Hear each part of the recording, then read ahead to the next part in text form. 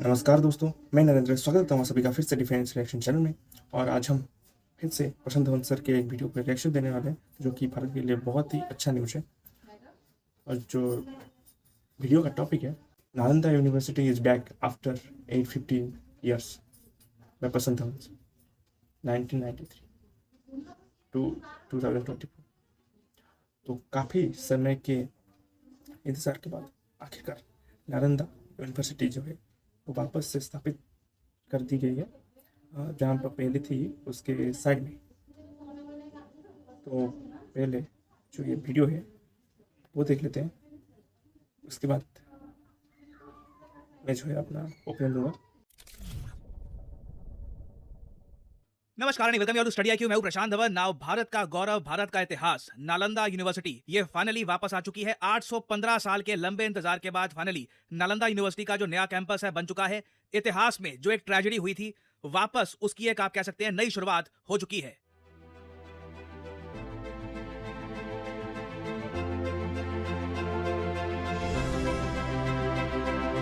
नालंदा है उद्घोष इस सत्य का कि आग की लपटों में पुस्तकें भले जल जाएं, लेकिन आग की लपटें ज्ञान को नहीं मिटा सकती।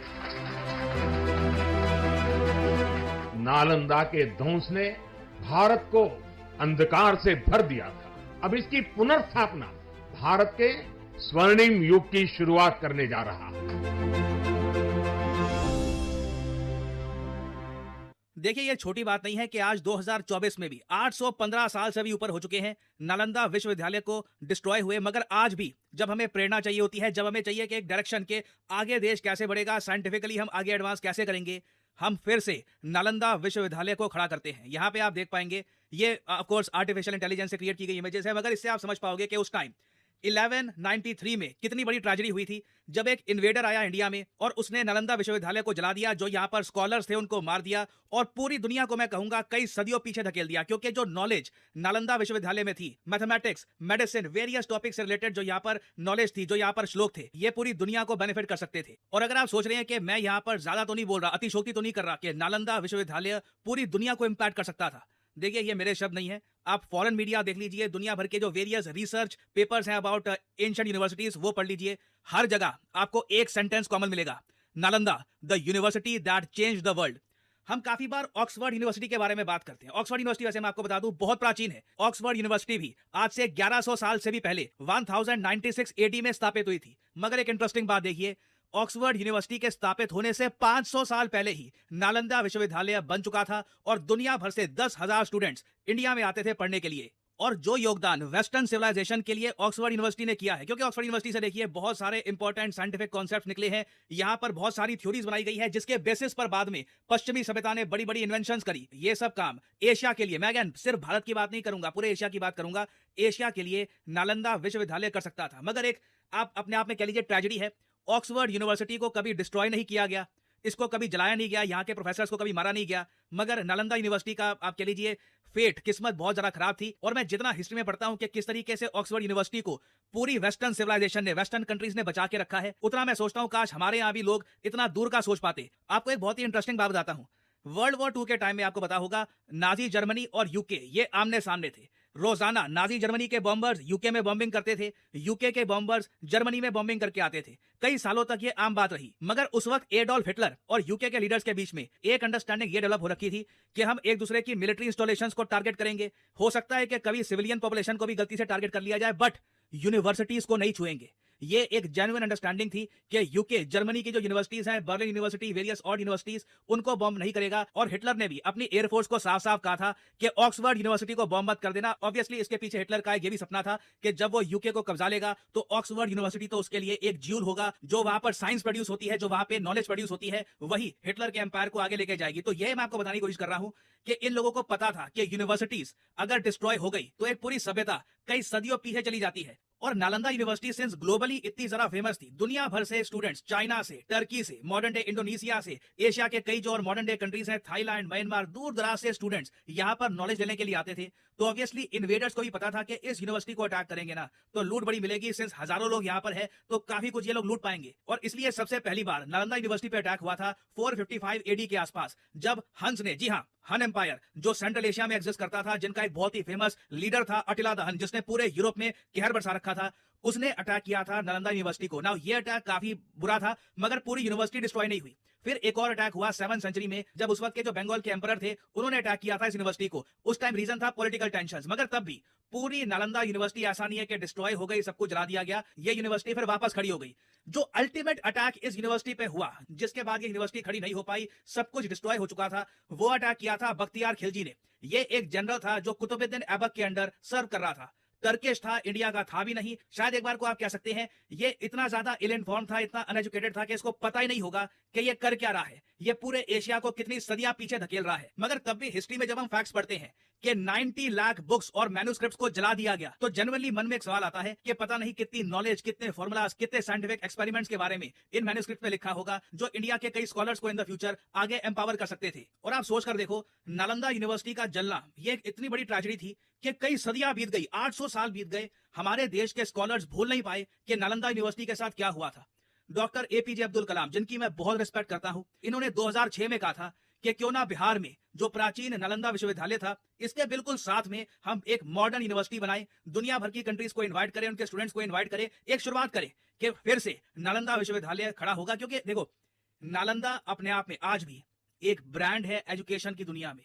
जो लोग जानते हैं, जो लोग पढ़ते हैं, जिनको हिस्ट्री के बारे में पता है, नालंदा यूनिवर्सिटी ये नाम सुन के ही उनके माइंड में रिस्पेक्ट आती है। तो सरकार ने उसके बाद नालंदा यूनिवर्सिटी एक्ट 2010 पास किया। भारत का जो विदेश मंत्रालय है वो यहाँ पर इन्वॉल्व हो गया। कई कंट्रीज के जो लीडर्स हैं उनको इन्वॉल्व किया गया कि आप भी यहाँ पर योगदान दीजिए, आप भी अपने आइडियाज दीजिए, आर्किटेक्चर से रिलेटेड जो यहाँ पर कोर्स होगा, जो सिलेबस होगा उससे रिलेटेड, और वापस नालंदा विश्वविद्यालय को खड़ा करते हैं। और अभी जो इसका नया कैंपस है ये भी हो चुका है इनॉग्रेट, और हमारे प्राइम मिनिस्टर ने साफ साफ बोला है कि इस यूनिवर्सिटी के वापस खड़े होने से इंडिया की जो सॉफ्ट पावर है, जो एक टाइम पर दुनिया भर में प्रसिद्ध थी, ये वापस री इंट्रोड्यूस होगी ना। अगेन देखो, सॉफ्ट पावर तभी बन पाएगी जब यहाँ पर बहुत सारे फॉरेन स्टूडेंट्स आएंगे।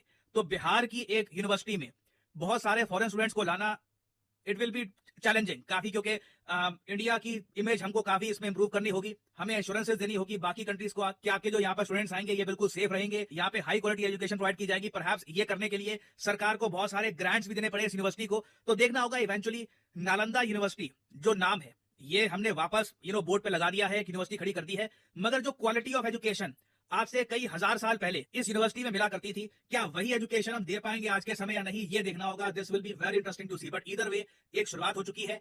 हिस्ट्री में जो एक ट्रेजेडी हुई थी, हमारी कोशिश है कि उस ट्रेजेडी को पीछे रख के हम एक नई शुरुआत करें। और फाइनली यहाँ पे मैं आपसे एक सवाल पूछूंगा। हाल ही में एक डिक्लेरेशन, एक कम्युनिक, ये काफी ज्यादा न्यूज में था, कम्युनिक ऑन ए पीस फ्रेमवर्क, इस पर इंडिया ने साइन करने से मना कर दिया था। स्विट्जरलैंड में इंडिया ने कहा था कि हम इस पर साइन नहीं कर पाएंगे क्योंकि दूसरा कंट्री, इंपॉर्टेंट कंट्री यहाँ पर इन्वॉल्व है ही नहीं। इस टॉपिक पर मैंने एक पूरी वीडियो भी करी थी अपलोड आप लोगों के लिए। आपको बताना है कि जो ये पीस फ्रेमवर्क था, जो रिसेंटली काफी न्यूज में था, जिस पर इंडिया ने साइन करने से मना कर दिया था, ये किन दो कंट्रीज के बीच में पीस स्थापित करने की बात कर रहा था। ये है यहाँ पे आपकी options, India Nepal, Japan China, India China, या फिर रशिया यूक्रेन। कमेंट सेक्शन में करिए उत्तर। जो लोग सही आंसर देंगे उनकी कमेंट को मैं हार्ट दे दूंगा ताकि बाकी लोग समझ पाए कि सही आंसर क्या है। दोस्तों, वीडियो जो खत्म, और बहुत खुशी की बात है कि 815 साल बाद आखिरकार नालंदा यूनिवर्सिटी जो है फिर से खड़ा हो चुका है। और अगर सच कहूँ तो अगर डिस्ट्रॉय नहीं होता तो जो हमारे एजुकेशन में अब जिस तरह से चेंजेस हुए हैं, बख्तियार खिलजी ने जब डिस्ट्रॉय कर दिया उसके बाद काफ़ी सारे इसने एक नहीं कुछ और यूनिवर्सिटीज़ पर भी हमला किया था। वैसे मुझे याद नहीं है कौन सा नाम था उसका यूनिवर्सिटी का, लेकिन इस तरह से ही कई यूनिवर्सिटीज़ को तबाह किया गया। उसके बाद जो है गुरुकुल सिस्टम था उसे भी तबाह कर दिया गया। एजुकेशन सिस्टम हमारी थी अपनी रीजनल लैंग्वेज में, उसे भी तबाह कर दिया गया। उसके बाद जो है मिशनरीज आए, जो अंग्रेज थे, उन्हें दो कारणों के लिए जो यहाँ पर अंग्रेजी पढ़ाई। पहले तो उन्हें एक लेबर चाहिए थी, ठीक है, वो भी कम दाम में। और जो यूके में पढ़ते थे जो लोग, उन्हें तो वो बेवकूफ़ बना नहीं सकते थे कि आप इतने पैसे रखो, कम पैसों में आप काम करो, और वो भी बाहर के देश में। तो उन्होंने इसलिए यहाँ पर पढ़ाई शुरू की। उसके बाद अपना जो क्रिश्चियनिटी है उसे फैलाने के लिए भी। इन दोनों कारणों की वजह से ही जो है ये बाहर का जो एजुकेशन सिस्टम है आज हमारे इंडिया में चल रहा है। और धीरे धीरे चेंजेस हो रहे हैं। सब सारे के सारे जो स्कूल्स हैं अब रीजनल लैंग्वेज छोड़कर लगभग सारे स्कूल्स, ठीक है, धीरे धीरे चेंज हो रहे हैं और मॉडर्नाइज के चक्कर में रीजनल लैंग्वेज को छोड़कर अब अंग्रेजी की तरफ बढ़ रहे हैं, जो कि हमारे लैंग्वेजेस के लिए बिल्कुल भी सही नहीं है, क्योंकि अगर ऐसा ही चलता रहा तो लगभग 100 साल बाद जिस लैंग्वेज पर ज़्यादा ध्यान नहीं दिया जाएगा वो लैंग्वेज मिट जाएगा। कोई बंदा पढ़ने वाला नहीं होगा, उस कोई बंदा बोलने वाला नहीं होगा। आजकल नहीं, देख लीजिए कोई व्यक्ति रीजनल लैंग्वेज में अगर कोई गणित का मतलब कहता है 36 जैसे मैं कह लूँ, ठीक है, कुछ बच्चे समझ नहीं पाते जो इंग्लिश मीडियम में पढ़ते हैं, तो पूछते हैं कि क्या ये नंबर कितना है, कितना नंबर है, फिर हम कहते हैं 36 है बेटा, और ठीक है। तो इस तरह से जो इंग्लिश है हमारे बाकी आने वाली पीढ़ी पर मतलब काफ़ी ज़्यादा इन्फ्लुएंस कर रखने वाला है, तो हमें कहीं ना कहीं इसे कंट्रोल में रखना होगा। हमें रीजनल लैंग्वेज को भी देखना होगा। और जैसा कि प्रसन्न सर ने कहा कि 2006 में डॉक्टर अब्दुल कलाम का भी सपना था कि नालंदा को फिर से खड़ा किया जाए। हालांकि डॉक्टर अब्दुल कलाम अब नहीं रहे हैं, और इस साल बहुत खुशी की बात है कि नालंदा यूनिवर्सिटी फिर से खड़ा हो चुका है। हालांकि नालंदा का काफ़ी बड़ा नाम है, लेकिन वहाँ पर क्वालिटी एजुकेशन देना और वहाँ पर बाहर से बच्चे आएंगे, उनकी सेफ्टी, बाहर रहेंगे कैसे, किस तरह से उन्हें ट्रीट किया जाता है, वो सब भी देखना पड़ेगा अभी। 815 साल मतलब बहुत होते हैं। हालांकि और भी कई सारे पुराने यूनिवर्सिटीज़ भी भारत में एग्जिस्ट करती थी, लाइक पाकिस्तान में तक्षशिला है, उसके बाद और भी कई सारे अपने मतलब स्टेट्स में अपनी अपनी यूनिवर्सिटी से हुआ करती थी। कश्मीर में शारदा पीठ जो कि पाकिस्तान में, उसके बाद उदंतपुरी, विक्रमशिला, विक्रमपुरी, पुष्पगिरी, और बिहार में तो काफ़ी सारे यूनिवर्सिटीज़ थे, जैसे कि मैंने कहा अभी पुष्पगिरी, वो भी बिहार में था। और भी कई सारी यूनिवर्सिटीज़ थी जिन्हें तबाह कर दिया गया। और जो बख्तियार खिलजी ने जिस तरह से जो नालंदा को तबाह कर दिया, जिस वजह से जो ये भारत की डेवलपमेंट है, जो ग्रोथ है, मतलब काफ़ी जल्दी हो सकती थी। उसमें काफ़ी सारा नॉलेज, काफ़ी सारा मतलब क्या कहें यार, स्किल्स थे जो हमें जल्दी डेवलपमेंट करने के लिए काफ़ी सारे नॉलेज दे सकते थे। हमारे जो सॉफ्ट स्किल्स, हमारे जो अभी स्टूडेंट्स बाहर जाके पढ़ते हैं वहीं पढ़ते, उल्टा बाहर से जो स्टूडेंट्स है वो यहाँ आके पढ़ते हैं भारत में। नालंदा एक नाम है हिस्ट्री में, मतलब इतना बड़ा नाम। अगर ये नालंदा जो यूके का जो ऑक्सफोर्ड यूनिवर्सिटी है उसकी तरह बचाया जाता, तो सोच लीजिए कि भारत को नहीं, पूरे एशिया को मतलब शिक्षा के अनुदान में कहाँ तक ले जाता। हालांकि मैं एजुकेशन का स्टूडेंट हूँ अब, और मेरी अभी 4th सेमेस्टर आने वाली है, कुछ ही दिनों में एग्ज़ाम भी है, तो इसलिए हिस्ट्री है तो मैं जानता हूँ। वरना तो नॉर्मल ज़िंदगी में फिर ये सब केस कौन सोचता है। हमारे पास ये यूनिवर्सिटी थी, मतलब हम ज़्यादा से ज़्यादा गुरुकुल के पूछते हैं, लेकिन यूनिवर्सिटीज़ मतलब इतनी यूनिवर्सिटी थी भारत में उस समय में 815 साल, हज़ारों साल पहले, तो क्या नॉलेज रही होगी हमारे पास। जीरो आर्यभट्ट वही भारतीय। प्लास्टिक सर्जरी हमने ढूंढा, हमारे ऋषि ने। आयुर्वेदा हमारे ऋषियों ने। योगा हजारों साल पहले बिना किसी टेलीस्कोप के हमारे मनुष्यों ने बताया कि 9 ग्रह हैं।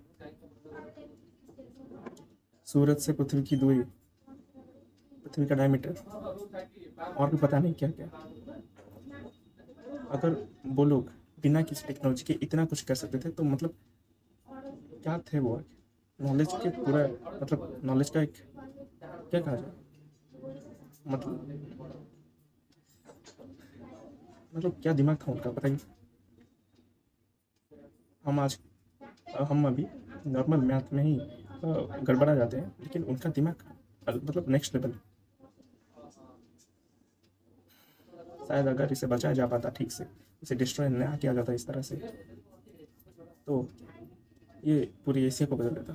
जिस पर ऑक्सफोर्ड को बचाया गया कि इस पर हमला नहीं करना है यूके और जर्मनी के वार में, उसके बाद ये उसका इन्फ्लुएंस इतना है। लेकिन अगर नालंदा जिंदा होता, पुराना नालंदा जो बख्तियार खिलजी ने तोड़ दिया, डिस्ट्रॉय कर दिया, है ना, अगर वो अभी होता तो कितना डेवलपमेंट होता। होपफुली यहाँ पर भी ऐसा ज्ञान मिले, लेकिन जो इस लेवल का ज्ञान पूरा नालंदा में हुआ करता था, उस लेवल का ज्ञान कभी नहीं पाया जा सकता। होपफुली हम कोशिश ही कर सकते हैं कि अच्छी नॉलेज सबको बांटा जाए और जो ये नॉलेज है सबको मिले। आगे बख्तियार खिलजी के जो डिस्ट्रक्शन है क्यों किया, उस पर 2 कहानियाँ प्रसिद्ध है, लेकिन मेरा मानना है कि वो जो बीमारी वाली कहानी थी और नालंदा से एक वृद्ध जाके बख्तियार खिलजी को ठीक कर देते हैं, उसी वजह से बख्तियार खिलजी ने नालंदा को तोड़ दिया। वरना 2 बार हमला हो चुकी थी पहले भी, लेकिन इंटरनल डिस्ट्रक्शन नहीं हुआ। यहाँ पर मतलब जिंदा मार दिया गया और टीचर्स को, स्टूडेंट्स को, वहाँ पर जो भी कार्य करता है उनको, और 6 महीनों तक ऐसे आग लगा दी गई। 6 महीनों तक जो इंस्क्रिप्शन थे, जो नॉलेज था, वो जलता है। तो सोच सकते हैं किस लेवल की हेट्रेट होगी, तभी उसमें जला होगा। खैर, बहुत खुशी की बात है, नालंदा फिर से अब आ चुका है। देखते हैं किस तरह की पढ़ाई वहाँ पर होती है, एजुकेशन के लेवल में हमारा सॉफ्ट इन्फ्लुएंस दुनिया को किस तरह से बदल पाती है या नहीं। तो फिर मिलूंगा एक और नई वीडियो लेकर, तब तक के लिए नमस्कार, जय हिंद, जय भारत।